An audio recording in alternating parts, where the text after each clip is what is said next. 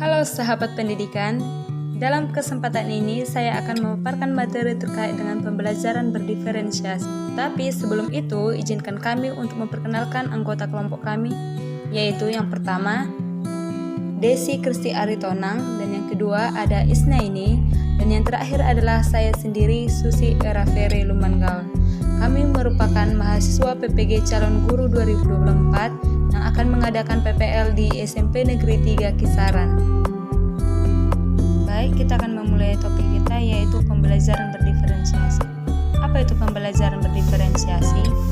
Pembelajaran berdiferensiasi yaitu merupakan sebuah pendekatan pembelajaran yang berfokus pada perbedaan individu setiap peserta didik, baik dari segi kemampuan kognitif, minat, maupun gaya belajar, dengan menyesuaikan proses pembelajaran untuk memenuhi kebutuhan belajar setiap peserta didik.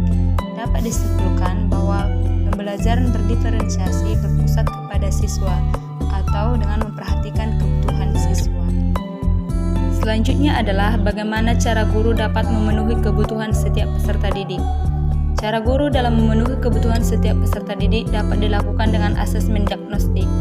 Asesmen diagnostik adalah asesmen yang dilakukan secara spesifik untuk mengidentifikasi kompetensi, kekuatan, kelemahan peserta didik, sehingga pembelajaran dapat dirancang sesuai dengan kompetensi dan kondisi peserta didik. Dalam hal ini ada dua bagian daripada asesmen diagnostik.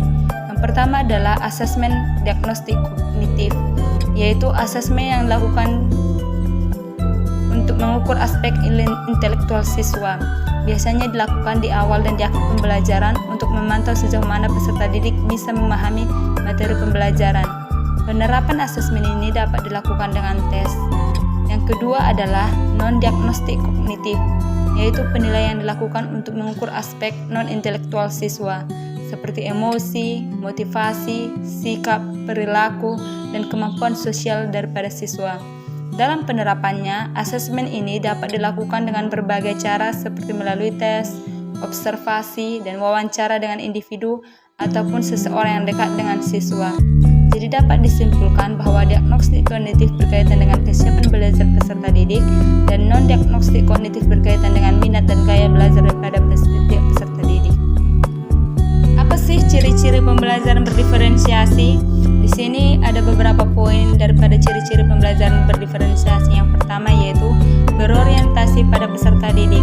Jadi pada pembelajaran berdiferensiasi, siswa diletakkan sebagai pusat daripada pembelajaran, di mana pembelajaran didasarkan pada kebutuhan daripada setiap siswa.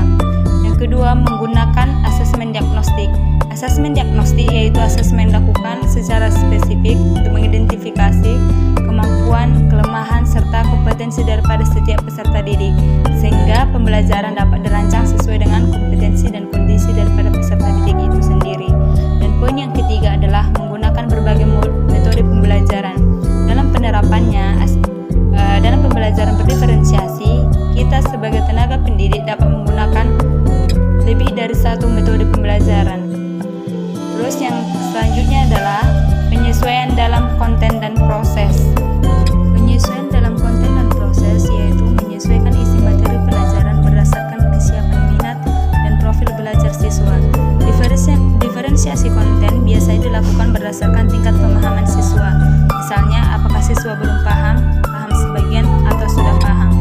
Sedangkan diferensiasi proses menyesuaikan bagaimana siswa memahami atau memaknai apa yang dipelajari.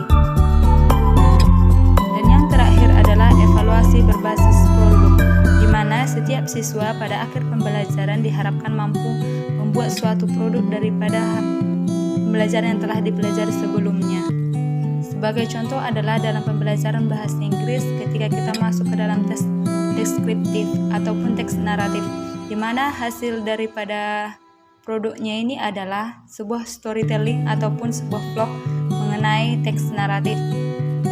Hal-hal yang dilakukan dalam penerapan pembelajaran berdiferensiasi yang pertama yaitu memahami kebutuhan peserta didik, di mana seorang guru atau tenaga pendidik harus mampu memahami apa yang menjadi kebutuhan daripada setiap peserta didiknya. Yang kedua yaitu mengelompokkan peserta didik secara fleksibel. Mengelompokkan dapat dilakukan berdasarkan dengan tingkat kemampuan daripada setiap peserta didik. Dapat berupa dari gaya belajar ataupun dengan minat daripada siswa. Selanjutnya adalah menyiapkan konten yang berbeda